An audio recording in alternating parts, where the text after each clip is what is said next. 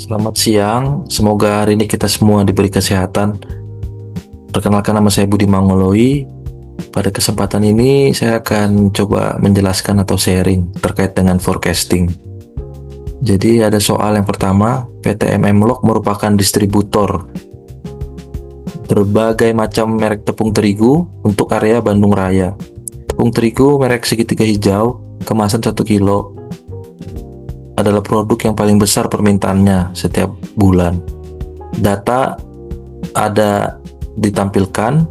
Yang jadi pertanyaan, lakukan peramalan untuk 12 bulan ke depan dengan menggunakan aplikasi POM, Production Operation Management, dengan menggunakan metode yang terbaik.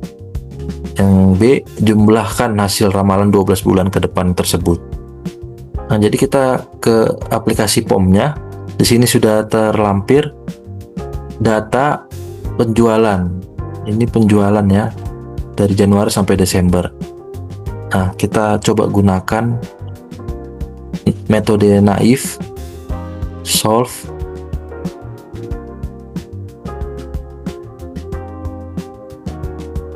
Nah, di sini hasil daripada forecastingnya, kita lihat dari MAPE-nya, mean absolute percent error.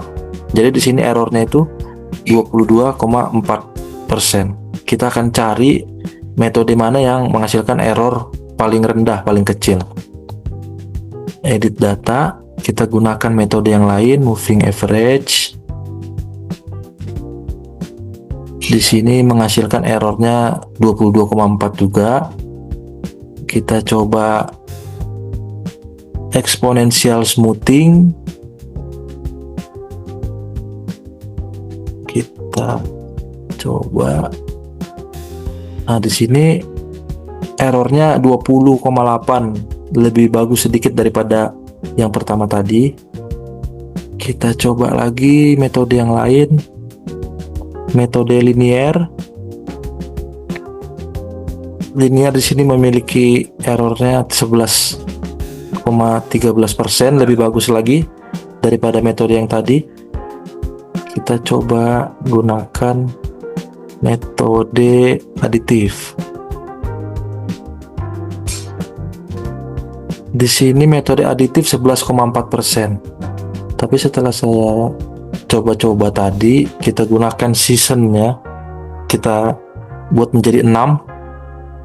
Di sini kita mendapatkan errornya, MAPE-nya itu 10,476%, dan ini adalah error yang paling kecil. Jadi bisa kita simpulkan bahwa metode additive decomposition seasonal adalah metode yang terbaik untuk meramalkan 12 data yang tadi di soal. Sehingga di sini kita mendapatkan ramalan untuk 12 bulan ke depan. Kita pindahkan ke tabel.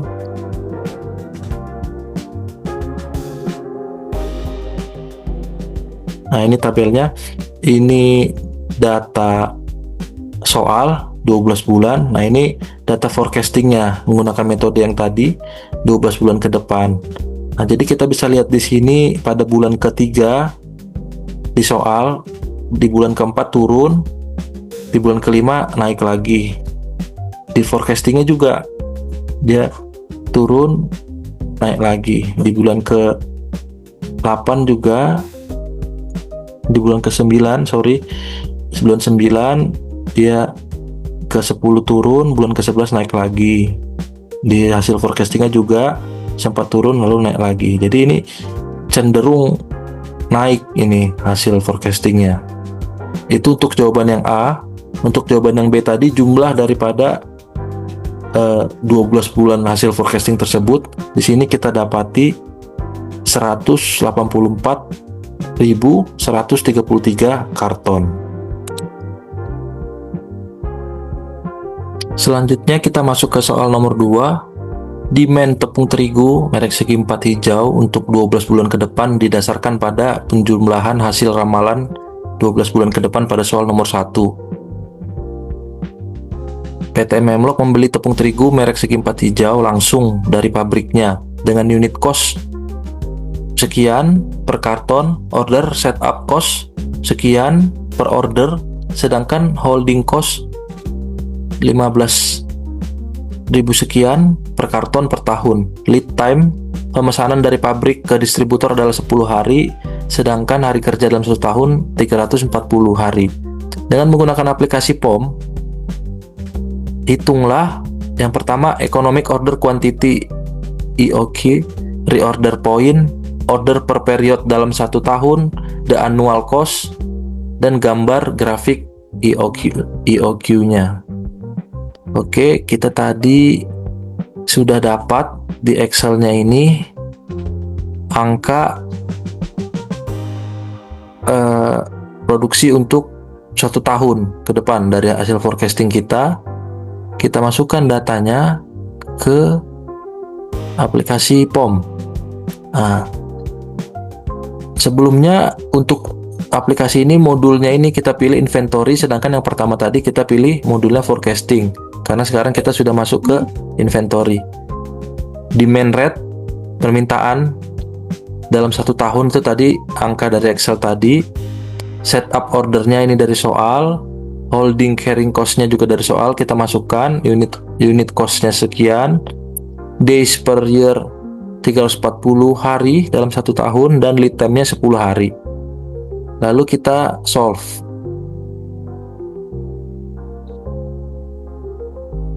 Hasil daripada aplikasi POM ini, kita dari sisi kiri parameternya ya, demand rate itu tadi total permintaan barang dalam 1 tahun.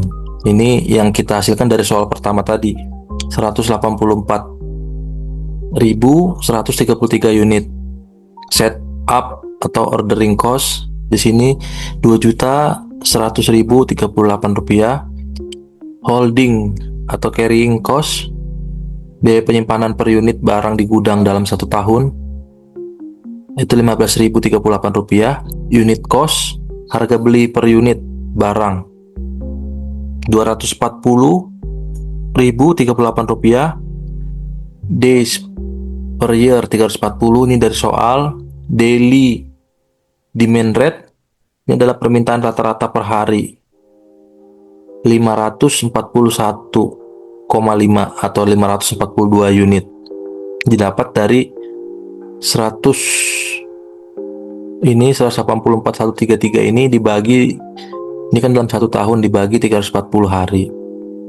Lead time-nya 10. Lead time itu waktu tunggu sejak barang dipesan sampai barang tiba.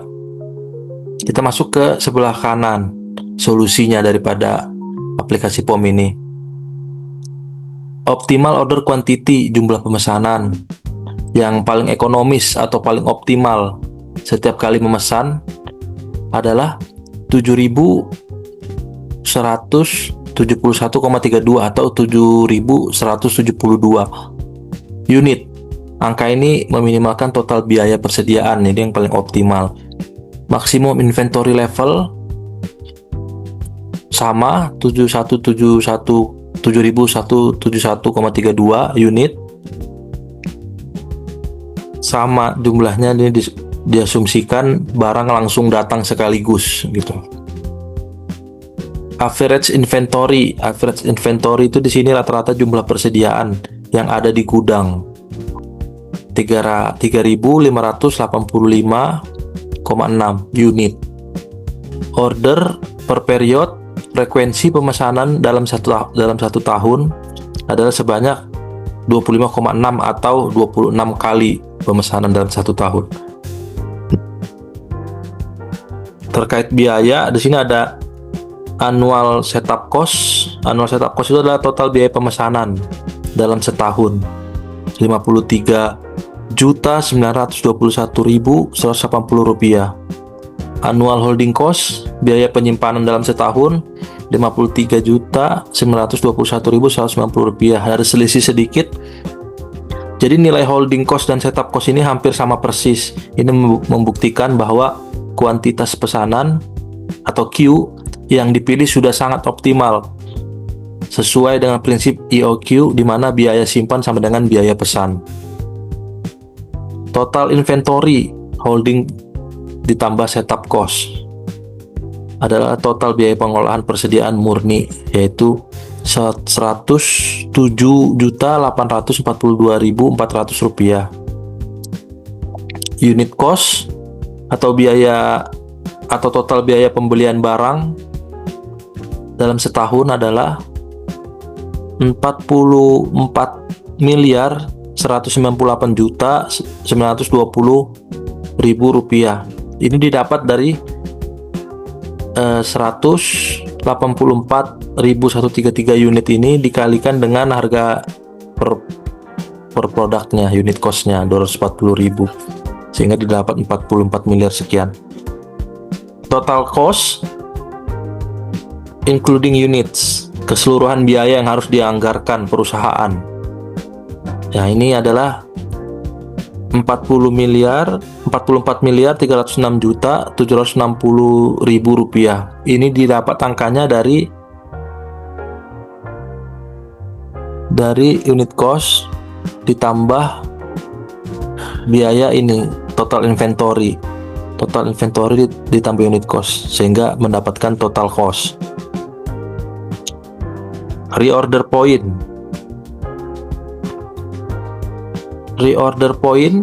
nilai yang tertera di sini adalah 5.415,68 unit. Artinya perusahaan harus segera melakukan pemesanan ulang barang ke supplier ketika jumlah stok barang di gudang telah menurun dan tersisa tepat 5.416 unit. Hal ini untuk memastikan barang baru akan datang tepat waktu sebelum stok di gudang habis total. Itu tadi hasilnya.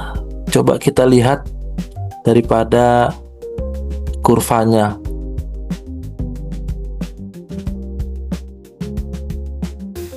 Nah, ini ada 3 kurva. Ada kurva total cost, holding cost, dan setup cost. Nah, di sini titik reorder pointnya di titik temu antara holding cost dan setup cost. Demikian penjelasan saya terkait forecasting menggunakan aplikasi POM. Apabila saya ada salah-salah kata atau penjelasan, saya meminta maaf. Semoga penjelasan saya ini bisa berguna dan bermanfaat. Terima kasih, salam.